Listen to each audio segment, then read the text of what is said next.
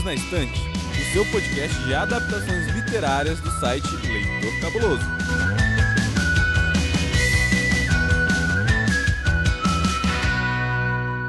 Você sabia que tem livro? Pois é, não só de adaptação vive a Netflix. Também temos o livro e essa semana nós vamos discutir sobre uma história que deu o que falar. Mas vamos começar pelo material original. E eu sou a Amanda e eu vou ser a sua host nesse episódio. E para me ajudar nessa tarefa, eu estou aqui com o meu querido Thiago. Tudo bem, Thiago? Amandinha, poxa, que saudade gravar com você, que saudade de ouvir sua voz. Nem parece que a gente se viu ali no episódio 200, né? Quanto tempo! É verdade, mas é sempre um prazer gravar com você e gravar também com uma outra pessoa que já tá ficando aqui se sentindo em casa, tá virando figurinha repetida aqui dentro do Perdidos na Estante. Não é isso, Aline? Pois é, né, gente? Peço desculpa aí ao ouvinte, mas tô aqui de novo, trazendo aqui meus 2 centavos sobre os livros e as adaptações. Desculpa nada, Aline. Seja muito bem-vinda novamente. Relembra pra gente as suas redes sociais, por favor. Eu sou a Aline Bergamo, tanto no Twitter quanto no Instagram. Tô aqui no podcast do lado, no Estação 21. Então, se o ouvinte ainda não conhece, pode ir lá no Leitor Cabuloso, que eu também estou lá. E você, Thiago, onde que a gente te encontra? Se bem que é meio difícil te encontrar, né? Porque...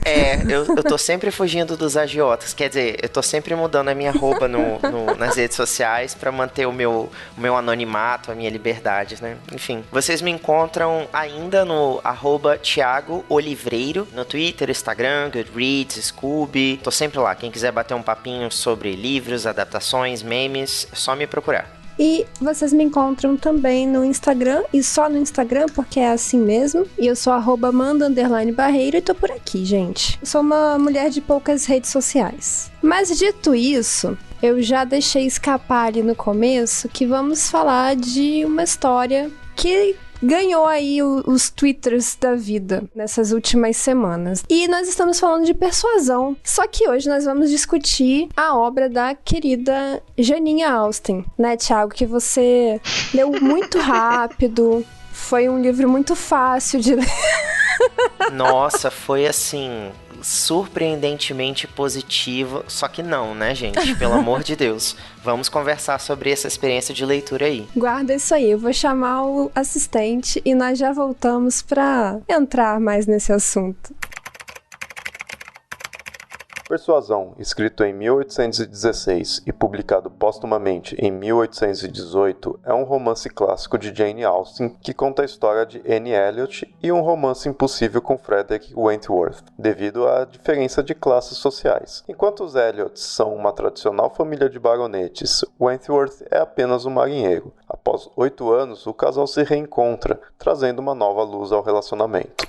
Bom, como se trata de uma história de 1800 e bolinha, a gente vai tentar evitar os principais spoilers. Mas, gente, mesmo no bloco sem spoilers, já é um livro, assim, uma história extremamente conhecida. Então, ouvinte, é capaz de alguma coisa acabar saindo sem querer, e é isso aí. Assim, com clássicos, a gente não tem muito o que fazer quanto a spoilers, né? Eu costumo dizer que Jane Austen, ele tá em todas as comédias românticas, então dificilmente vai ser uma história que você nunca ouviu falar. Porque você já viu alguma coisa muito remotamente parecida, só que você não sabia que a Jane Austen tinha escrito primeiro. Exatamente. Inclusive, só como curiosidade, não é nem sobre Persuasão, é outro livro dela, mas eu vi que Diário de Bridget Jones se inspira em Jane Austen. Eu fiquei... Sim.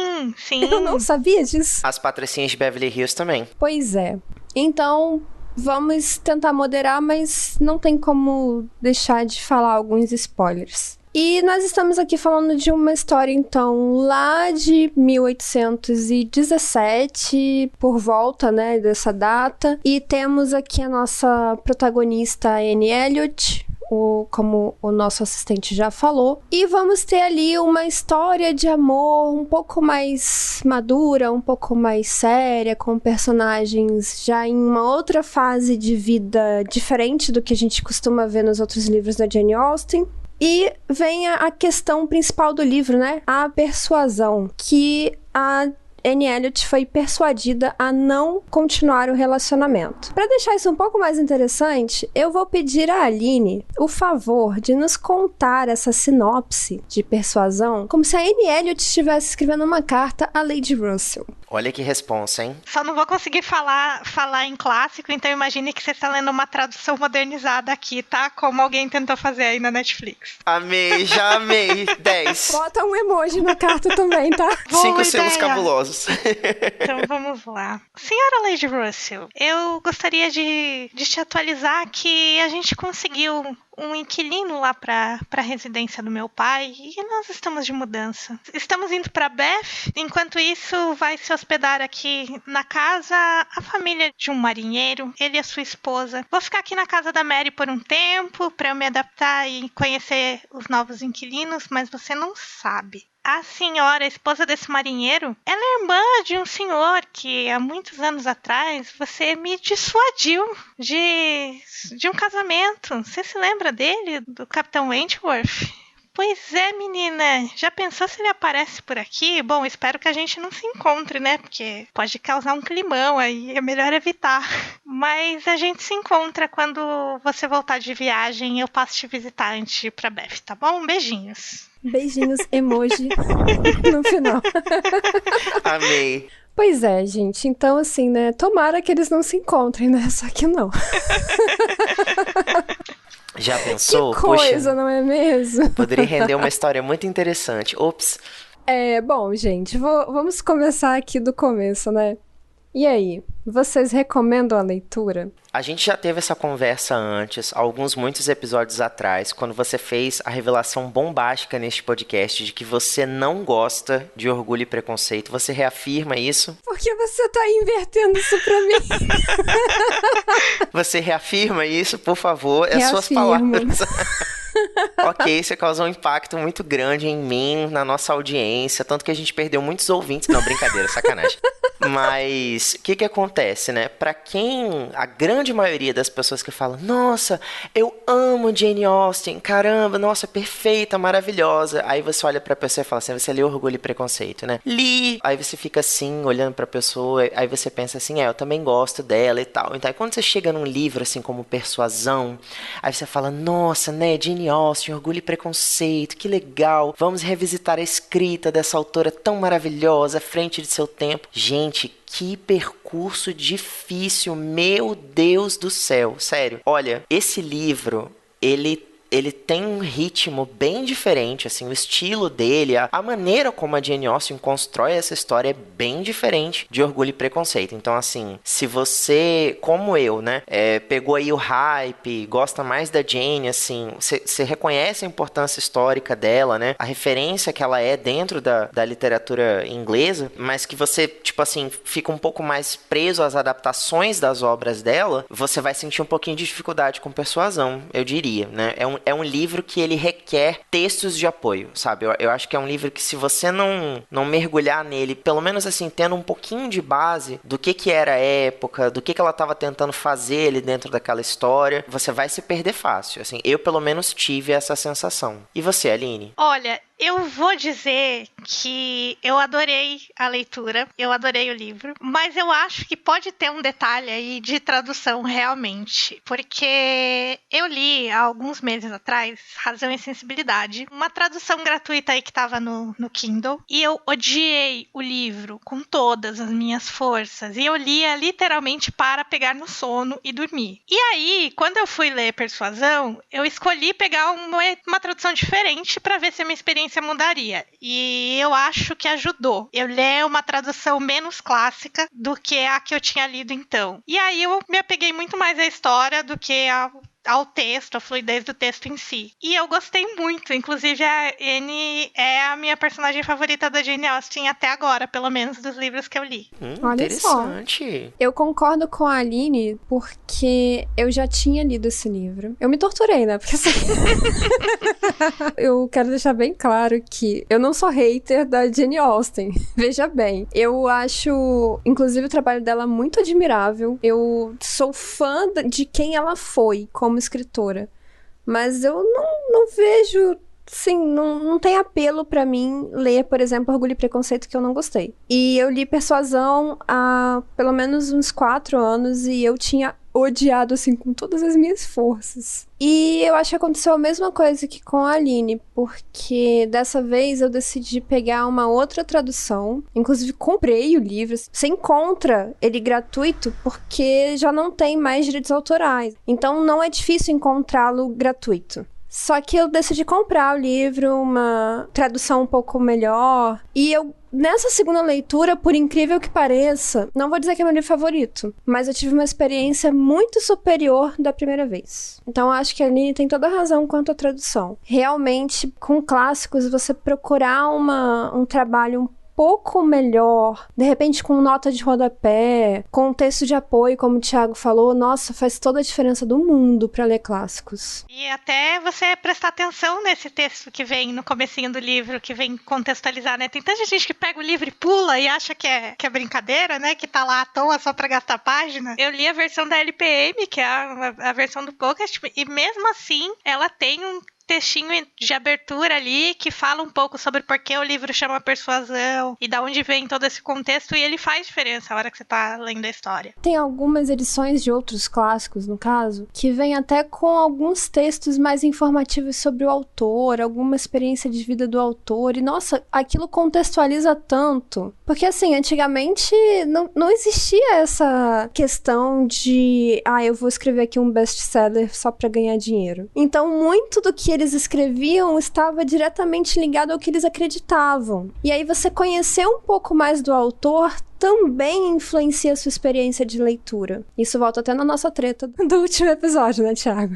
Sim, com certeza. Mas assim, eu reitero tudo que vocês estão falando. Eu tinha acabado, assim, não acabado, né? Mas vindo recentemente, assim, de uma experiência de leitura com Orgulho e Preconceito. Eu peguei a edição da Antofágica com tradução da Carol Chiovato. A Carol, ela fez um trabalho muito primoroso, né? Ela é doutoranda em estudos linguísticos e literários em inglês pela USP, então ela conseguiu traduzir ali do original com uma fluidez, assim, ao mesmo tempo fiel ao material original, mas algumas pequenas escolhas de terminologia fazem o livro ser muito mais fluido. E é por si só, Orgulho e Preconceito, uma história que traz um ar de comicidade, um ar, assim, de crítica velada, mas ao mesmo tempo presente. Você tem um recorte bem caricato ali daquela sociedade, naquela época, mas acima de tudo você tem uma história onde 2 personagens se conhecem e no primeiro momento eles têm um contato negativo, um contato assim cheio de restrições, e à medida que a história vai avançando, você vai vendo eles se aproximarem, descobrindo características um no outro. Com Persuasão já é um pouquinho diferente, porque a gente tem um livro que é muito mais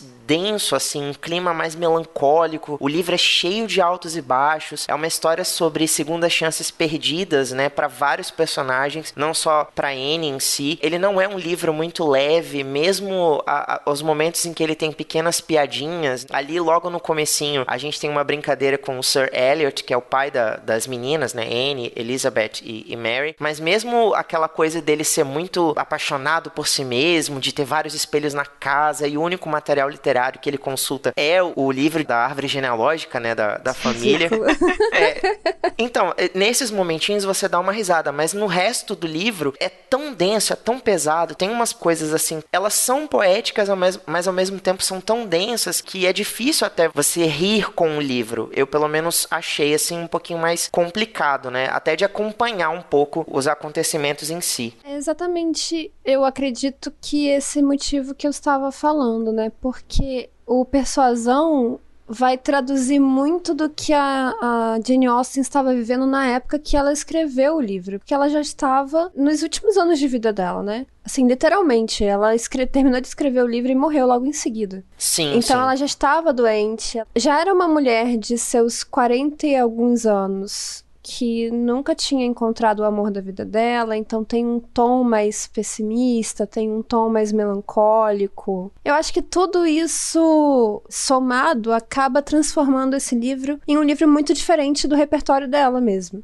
Você concorda, Aline? Eu concordo, principalmente nessa questão dos personagens mais maduros, né? Deles estarem lidando ali com questões mais maduras e tudo mais, mas eu também, mais uma vez, talvez por culpa da tradução, mas eu também consegui ver uma certa leveza na forma como ela coloca. Eu achei, o que eu gosto da Anne é uma personagem meio julgadora, assim, ela julga o pai dela, ela julga as irmãs dela que são meio fúteis, e ela gosta de falar sobre livros e sobre coisas cultas, então ela tem uma malícia ali, que ela meio que pensa mal dos outros, ela não gosta de algumas pessoas, e eu gosto muito disso nela, assim. Eu senti mais uma leveza maior no livro do que talvez eu vejo quando as pessoas comentam que esse livro é mais sério e tudo mais. Eu não sei o quanto eu consegui captar isso na minha leitura, sabe? É que eu acho que a Anne é um pouco mais cínica do que se você pegar as outras personagens lá do Orgulho e Preconceito, do Razão e Sensibilidade, do Emma. Ela é mais cínica, ela já é mais maliciosa, mas não no sentido de maldade, sim de experiência de vida mesmo. Não tem mais aquela inocência da juventude, tudo é lindo e os pássaros cantam e tudo mais, né?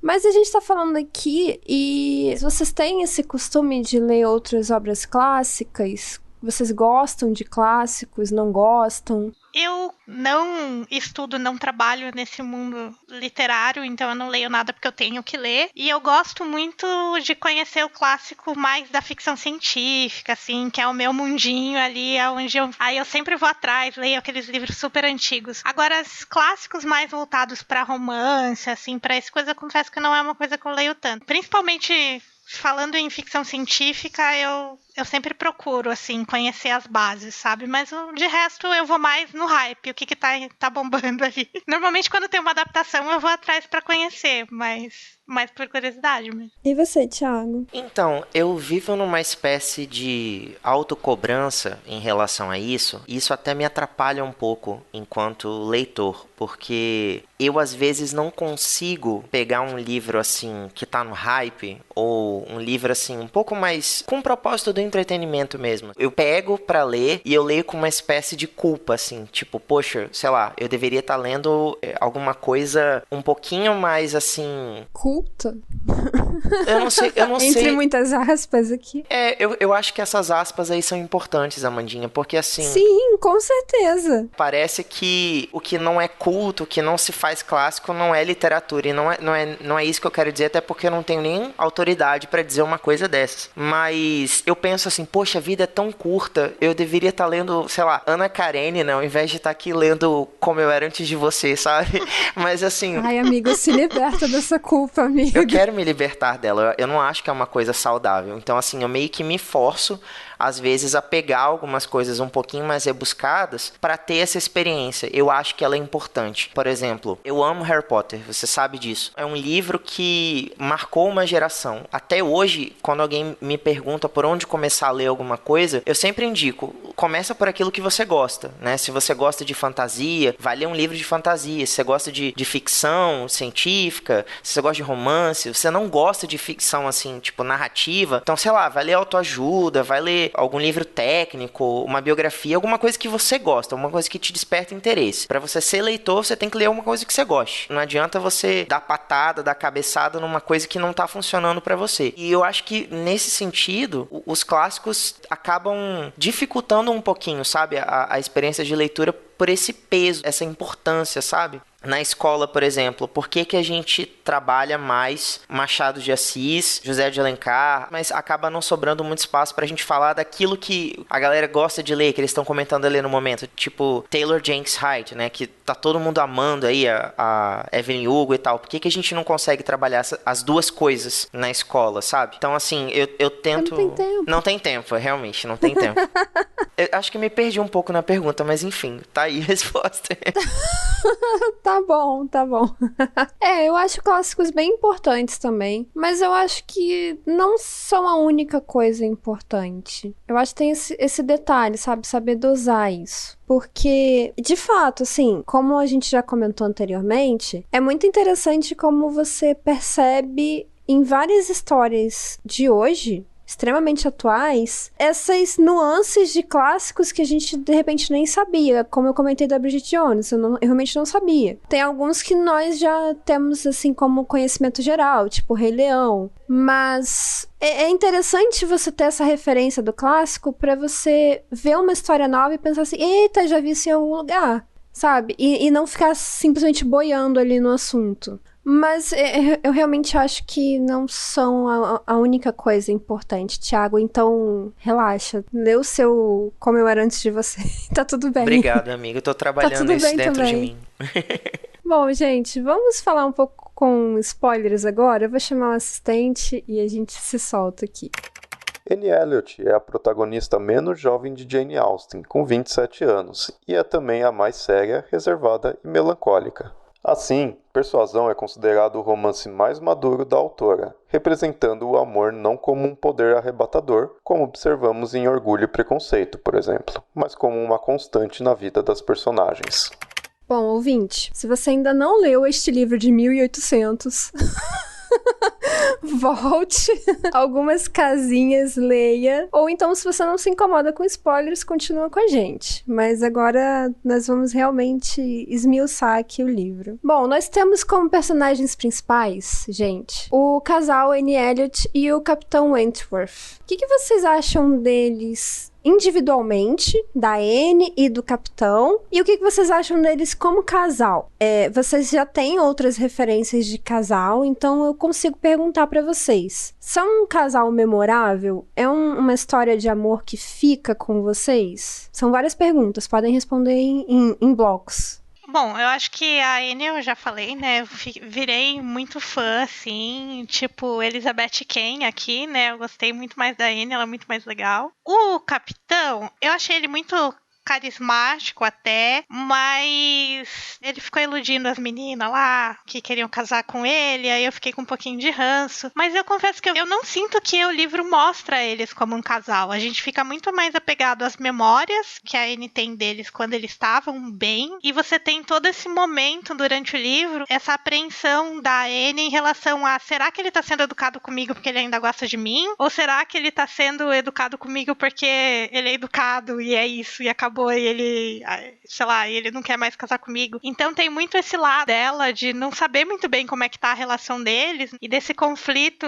que eu acho que eu me identifico também um pouco com isso, por ser uma pessoa ansiosa e sempre achar que as pessoas esperam o pior de mim, assim. E aí eu vejo que a interação deles não é uma interação de casal, pra eu dizer que, nossa, meu casal, não. Nossa, eu acho que você definiu muito bem, porque eu senti no livro que nós só temos o ponto de vista da Anne, né? Nós não temos a visão do Capitão Wentworth, então a gente fica na mesma apreensão que ela. E eu acho que você definiu muito bem quando você falou pessoas ansiosas. Porque o livro é muita ansiedade da parte dela. O tempo todo ela fica, meu Deus, será que ele vai estar lá? Meu Deus, será que ele vai olhar pra mim? Meu Deus, será que ele vai conversar comigo? E quando ele conversa, ela também não sabe se a conversa significou alguma coisa ou não, né? Meu Deus, será que ele só quis ser educado?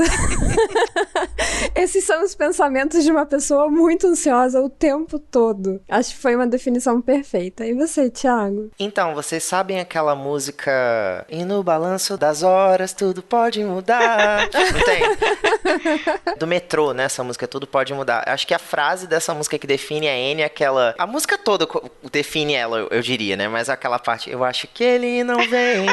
Acho não vem não, será que virá? Então, eu acho que essa música tem tudo a ver com ela, mas é muito legal. Pronto, a gente... temos a trilha sonora oficial.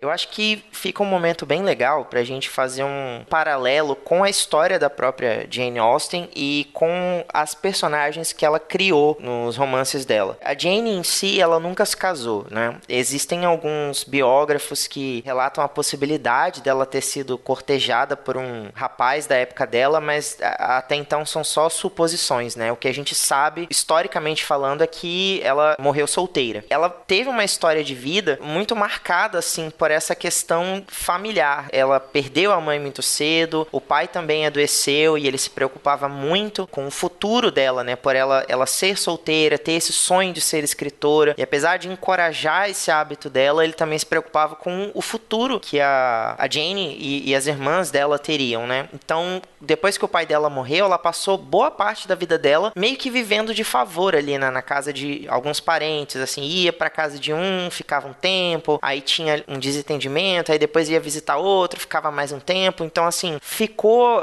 essa falta, né, de pertencimento a algum lugar, a uma família fixa, né, a um seio querido. E então a vida dela é muito marcada por isso. Então eu acho que quando ela vai construir as personagens dela, a própria Emma, a Elizabeth e agora aqui a Anne, você tem mulheres que, digamos assim, tem uma postura inusitada, né, ousada para a época em que elas estavam vivendo, que colocavam ali os pensamentos dela, que questionavam alguns valores, algumas imposições feitas, né, para a mulher. A gente sabe que nessa época do período regencial, a grande preocupação era com quem a gente vai casar a nossa filha, como que ela vai dar continuidade ali à nossa linhagem. E no caso específico da família da Anne, a gente vê que eles estão num problema porque o Sir Elliot teve 3 filhas mulheres, logo, por não ter nenhum herdeiro homem, o baronato dele e a propriedade de Kellynch Hall vão passar para o parente mais próximo, né? Nesse caso aí o primo rico, de quem a gente vai falar mais na frente. Mas o fato é que a gente estava comentando nos bastidores sobre outros hábitos de leitura, outras experiências aí. Eu comentei com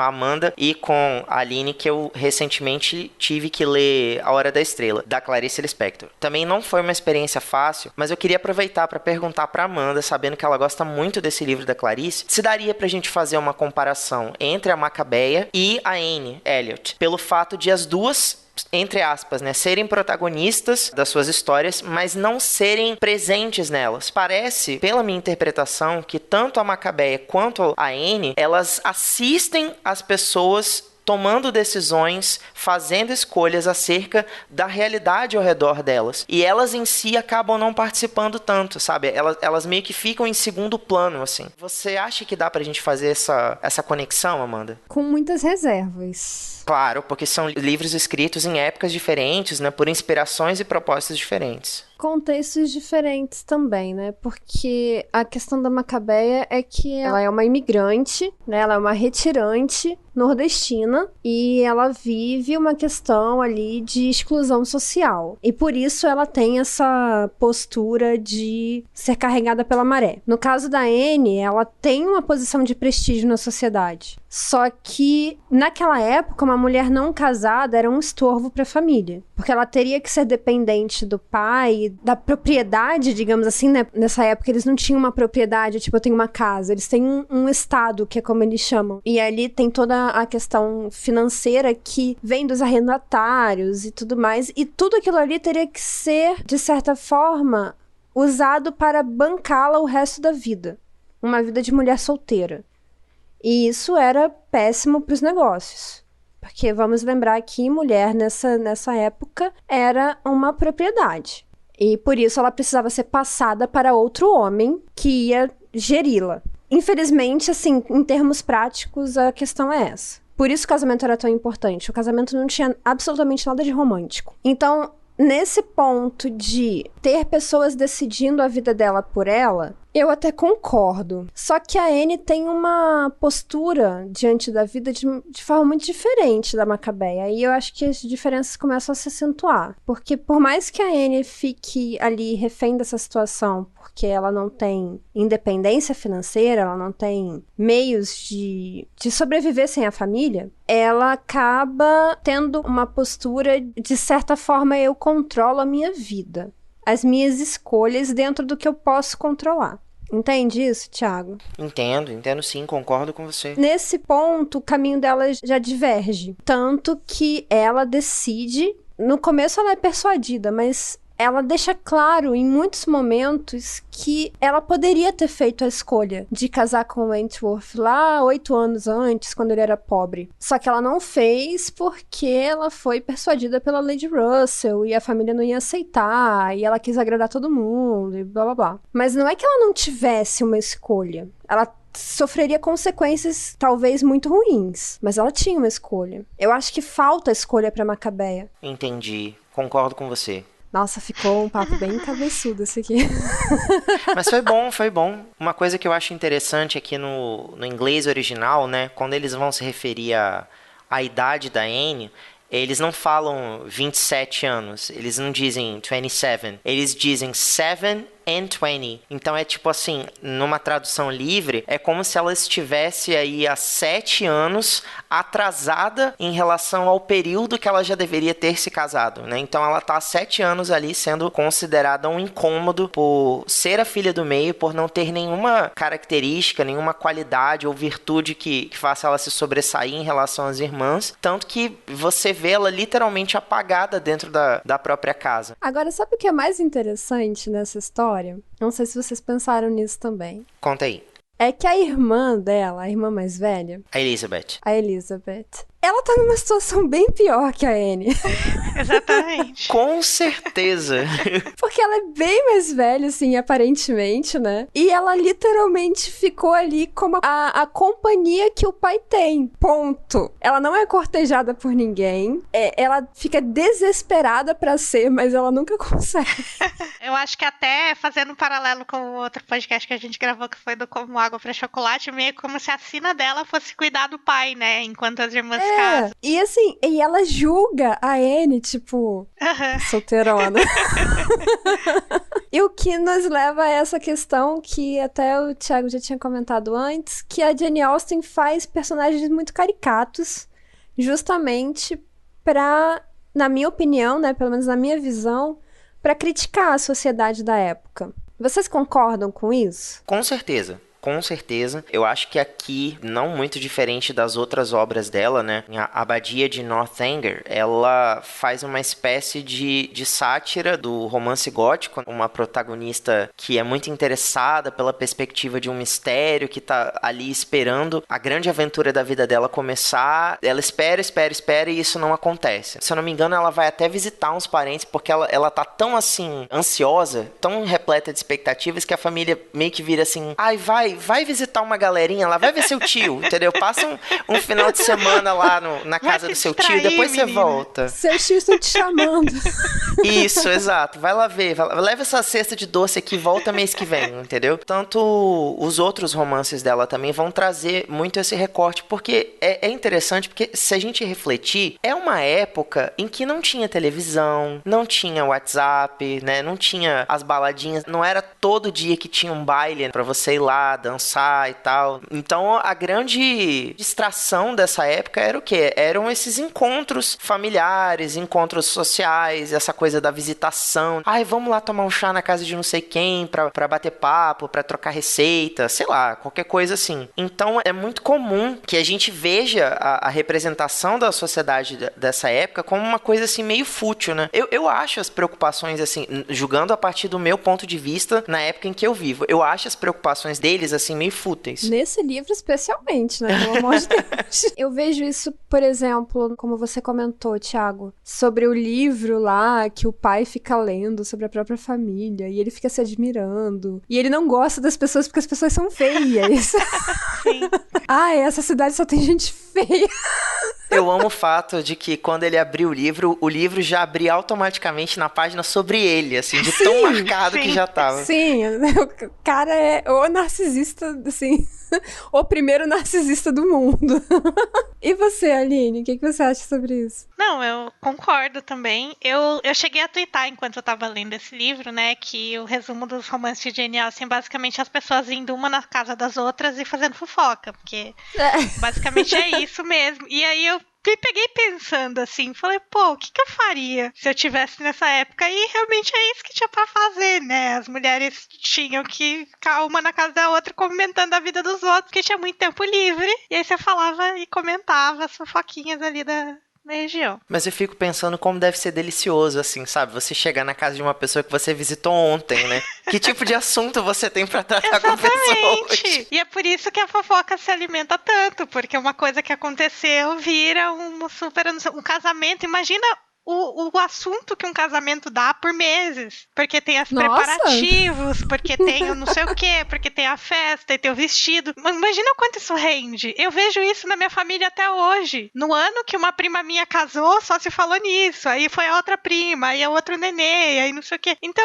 Eu acho bem coerente, assim. É uma futilidade que faz sentido. E não só a fofoca sobre os relacionamentos, como eles também fazem fofoca, né, nos livros da Jane Austen de fulano é pobre. A casa do fulano tá caindo aos pedaços. Ela adora essa coisa de ter horror a pobre. Eu considero uma casa com menos de 5 criados um ambiente insalubre. Pois é, nesse nível, né? E aí a gente acaba com esses personagens, assim, por exemplo, a Mary, gente. Pior que assim, eu detesto os personagens e ao mesmo tempo eu gosto, assim, porque eu acho engraçado. Eu confesso que eu me diverti horrores com a Mary. Estou no meu leito de morte. Meu Deus, que pessoa insuportável, Jesus. A forma como a Anne lida com ela, do tipo, tá bom, pode reclamar aí, não tem problema.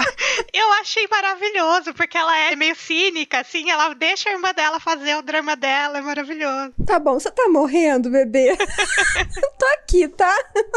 E aí a gente volta, né, nessa questão da crítica social da Jane Austen, porque ela pega pra criticar essa indolência da burguesia, da nobreza, dessa classe ali que tá entre a nobreza e a burguesia, e eles tentam ser mais do que eles são, e não se relacionam com pobres porque eles têm horror a pobre, e casas com menos de 5 empregados são insalubres e tudo mais. E isso ela vai exagerar justamente pra revelar essa sociedade que tava ali tão apegada a tradições, a conservadorismo, aquela coisa de status, porque uma das críticas desse livro também é a questão de status social. Você não pode ascender socialmente pelo seu trabalho, olha só que loucura. Você só pode ter o privilégio de ter nascido rico. Do contrário, você não presta. E ela coloca isso muito também no primo Elliot, né, que é o cara que menosprezou a família quando Sim. ele viu uma oportunidade de ficar mais rico, e depois ele falou, agora que eu já tenho dinheiro, eu quero um título, então eu vou voltar a bajular lá meu tio pra ganhar o título dele. Então... Isso, porque o título é o mais importante, né? Não importa se você é um falido igual o pai dela, mas é um baronete, né? Tem lá a minha página do livro, eu sou lindo. Ai, meu Deus, é muito bom. E tem algum outro tema, assim, que chama a atenção de vocês? Olha, como eu comentei um pouco antes, eu acho que existe muita melancolia dentro desse livro, sabe? Existe muito a questão do arrependimento, eu diria. Mas é aquele arrependimento que traz uma culpa. Existe uma diferença, na verdade, né? Entre a culpa e o arrependimento, porque a culpa, ela paralisa você. Ela te mantém estagnado no passado. Você fica o tempo todo repetindo e remoendo uma cena, e tanto é que a Anne passa vários anos ali lamentando essa escolha infeliz de ter aberto mão do grande amor da vida dela, e hoje tá aí quase que como um fantasma dentro da própria casa. O arrependimento não. Ele faz você refletir em cima de uma escolha e se lançar pra frente, e tentar fazer algo, né, a partir daquilo ali. Então, se uma escolha que você fez resultou em algo ruim, o que dá pra fazer a partir disso? Eu acho que o arrependimento, ele tem esse quê positivo. Eu acredito que o livro brinca muito, né? Ele trabalha muito com esses dois polos, né? A gente vê ela muito presa ao passado, mas a partir do momento em que o Frederick retorna, e retorna com ele um pouco de vitalidade, um pouco de esperança, um pouco de oportunidade para se arrepender. E se arrepender, digo no sentido de tentar construir um final diferente. Entendo. Inclusive, essa parte, né, da culpa e do arrependimento, eu acho que realmente é um tema bem importante, porque, como nós comentamos no começo, eu acho um livro muito sobre segundas chances mesmo. E não haveria uma segunda chance se ela não tivesse se libertado da culpa e seguido em frente e decidido aceitar que poderia haver uma segunda chance, né? Inclusive, devo dizer que quando eu reli esse livro, e agora vem meu momento confissão, né? Já que eu disse que eu não gosto, quando eu reli esse livro, eu percebi o seguinte, que apesar de eu ter sentido um rancinho também do Wentworth, que eu não gostei da atitude dele em alguns momentos do livro, achei ele meio babaquinha. Assim, como se o Darcy fosse, né, a última cereja do bolo, né? Ele também tem seus problemas. Gente, desculpa fandom do Mr. Darcy, não acho isso tudo, tá? ela. Olha, acabou de chegar um e-mail aqui do Apoia-se. Nós perdemos todos os nossos apoiadores depois desse comentário. Me perdoa, gente, me perdoa. Mas enfim, apesar disso, eu achei a declaração de amor dele pra Anne na carta uma das coisas mais bonitas que eu já li. Preciso confessar isso. Realmente é um amor diferente, sabe? É um romance diferente do que a gente tá acostumado a ver nesses romances clichês dos clássicos e, enfim, do gênero mesmo. Porque tem essa parte da maturidade, de ter passado por muitos anos de distanciamento, de ter passado por uma mágoa, uma coisa assim, imperdoável, e depois eles voltarem a se aproximar. Eu realmente tive um olhar diferente sobre o livro depois disso. Então eu gosto dessa visão de segunda chance, dessa visão de um amor mais com a cabeça no lugar, sabe? Sem ser essa coisa louca e apaixonada e preciso ficar com ele, senão eu vou morrer. Eu gosto dessa vibe diferenciada da Jane Austen nesse livro. Um pouco da oportunidade que a gente tem, né, de ver a visão, né, do Wentworth é a hora que perguntam por que, né, que ele foi pra marinha e ele virou capitão, e ele fala que ele tava muito chateado, que ele precisava de alguma coisa pra distrair a cabeça, e ele dedicou toda a energia dele naquilo. Acho que é um dos poucos momentos onde a gente vê um pouco mais do personagem ali e já dá uma pista de como é que ia se desenrolar, né, até o final. Eu gosto também. Amanda, você falou sobre uma coisa muito legal nessa questão da carta do Frederick, né? A última carta dele lá, que faz o desfecho. É realmente muito bonita, mas eu acho legal um ponto que você tocou sobre a importância de você tomar decisões em prol do bem maior. E isso é uma coisa que era muito importante para a sociedade daquela época, sobretudo para a sociedade que tinha uma certa relevância, né? Um certo status. Acho que todos os romances da Jane Austen e também outros clássicos que se passam nessa mesma época, levam isso em consideração. Mesmo as escritoras da modernidade, assim, a gente pode citar aí a Julia Quinn, a Lisa Clay Plass, elas quando vão fazer suas versões dos romances de época, elas também levam essa questão em consideração, sobre como o casamento, um arranjo, esse acordo social que ia garantir o bem-estar da família, era uma decisão importante. Então, assim,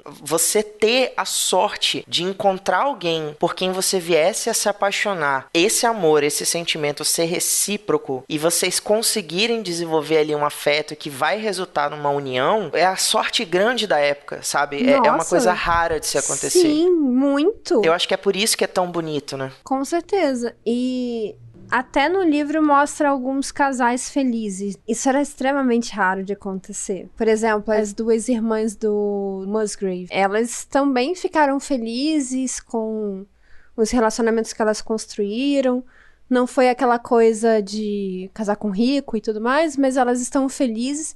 Isso era muito difícil de acontecer, mas muito difícil mesmo. Acho que é por isso que é uma época tão prolífica em romances, assim, muito românticos, porque o amor nessa época realmente significava uma certa dor. Porque era tão difícil de casar uma coisa com a outra, sabe? De você se apaixonar e de você realmente ter condições de casar com aquela pessoa. Especialmente pra essa classe mais abastada. É engraçado agora que você falou, acho que me bateu assim como esses casais felizes e essa forma como essas irmãs tiveram a oportunidade de casar com quem elas queriam de casar no final das contas, né? Principalmente aquela que namorava o cara pobre e aí o pai dela falou, não, ele é meio pobre, mas vai ficar tudo bem. O pai delas meio que aceitou, assim. E o quanto a Anne vê isso com muita admiração, né? As pessoas que ela realmente tem apreço ali no livro e as pessoas com que ela gosta de estar perto são essas pessoas que realmente valorizam essa questão, enquanto as pessoas que ela tá julgando e ela tá olhando com o olho torto é a galerinha que vê o casamento como uma transação e que tá mais preocupado com esse status. Eu acho que isso mostra muito os valores que ela tem, né, como personagem, porque como o Thiago falou, ela julga, né? Sim. Ela não morde, ela julga.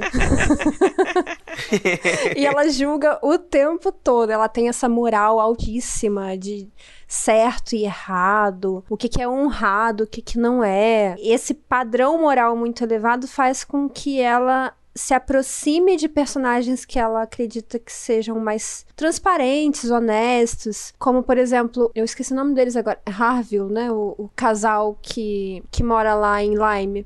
As duas meninas irmãs do Charles. É desse tipo de pessoas que ela gosta. Enquanto a Mary, por exemplo, despreza a família do marido, porque eles são muito barulhentos, porque eles são falsos, porque não sei o quê, porque eles não me chamam, porque eles não gostam de mim, porque eles não me dão preferência, blá blá blá, aquele negócio todo. A Anne gosta da companhia deles justamente por esses motivos, porque eles são uma família que tem mais cara de família do que a família dela, né? Porque a família dela não é uma família, é um... Eu ia dizer isso agora. É um empreendimento. É meio que a história da Cinderela, assim, né? É. Mais ou menos, né? Mais ou menos. Porque ela acaba sendo, gente, sei lá, o bode expiatório da família, sabe? Ai, tem que fazer alguma coisa ruim, manda a Anne. Ela é a diferente da família e é sempre de quem eles podem abrir mão em qualquer situação, né? Ah, não precisa fazer isso aqui, manda ela lá que ela resolve. Falamos então também de famílias tóxicas, né? Desde sempre. Você sabia que tem livros, filmes, boxes, séries e todo um maravilhoso mundo de literatura? Você pode encontrá-los no Perdidos na Estante. Então, gente, chegamos ao final de mais um episódio. Agradeço muito a você, Aline, por ter vindo nos salvar aqui com seus conhecimentos sobre Jane Austen. E também a você, Thiago, que apesar de ter demorado aí 55 anos para concluir a leitura de Persuasão, você perseverou. Muito obrigada. Eu que agradeço aí por essa empreitada, esse convite maravilhoso. Tudo bem que eu passei mais de um mês no primeiro capítulo, mas tô aqui, venci.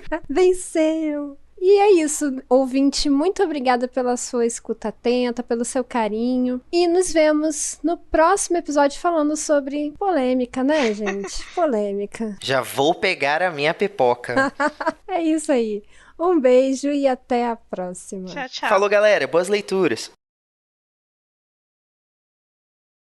Você acaba de ouvir o podcast Perdidos na Estante. A apresentação, Amanda Barreiro, Thiago Augusto e Aline Bergamo. Pauta, Amanda Barreiro. Assistente e edição, Leonardo Tremesquim. Esse episódio é um oferecimento especial dos nossos apoiadores. A vocês todo o nosso carinho. Mas o agradecimento especial vai para Airechu, Aline Bergamo, Amaury Silva Filho, Caio Amaro, Carolina Soares Mendes, Carolina Vidal, Cláudia Rodrigues, Clécius Alexandre Duran, Daiane Silva Souza, Deise Cristina, Fernanda Cortez, Igor Baggio, Lucas Roberto Domingos, Lu Bento, Luciano Terra, Luiz Henrique Soares, Marina Kondratovic, Marina Jardim, Melissa de Sá, Nilda, Priscila Rúbia, Ricardo Brunoro e Rodrigo Leite. Muito obrigada, pessoal. Um enorme beijo para vocês.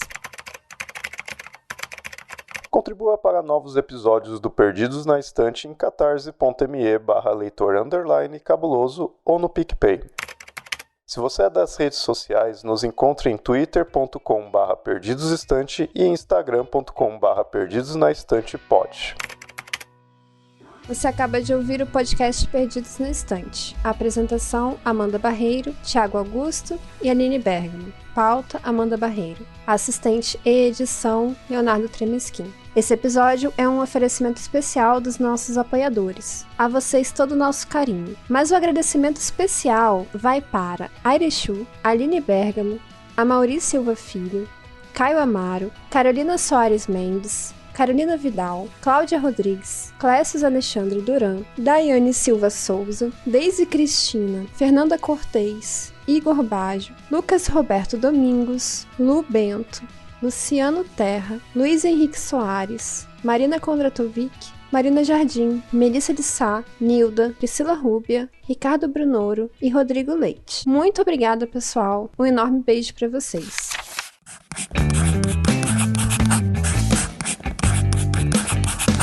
Esse podcast faz parte do site Leitor Cabuloso. Conheça nossos conteúdos em www.leitorcabuloso.com.br.